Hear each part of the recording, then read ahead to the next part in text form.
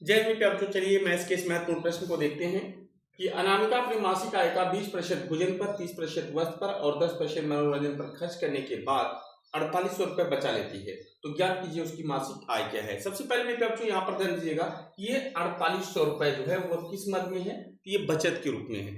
और आप लोगों को मालूम होना चाहिए कि बचत की तुलना किससे होगी, बचत से होगी, क्योंकि सजाती का संबंध सजाती से और विजाति का संबंध विजाति से होता है। मैथ्स या जीवन कहता है मेरे बच्चों, क्रियाएं तभी होंगी जब इकाइयां समान होगी। अब यहाँ पर ध्यान दीजिएगा, अब आपका जो बचत है वह कितना है, तो बचत बराबर आपका है 4800 रुपया। कितना है, 4800 रुपये।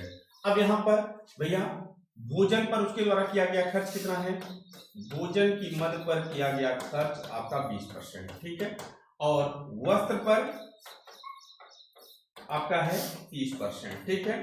और मनोरंजन की अगर हम बात करें, मनोरंजन, ठीक है, मनोरंजन पर जो है 10% है, ठीक। तो कुल कितना हो गया, 30, 20, 50 और 10 60%। कुल खर्च कितना हो गया, 60% हो गया।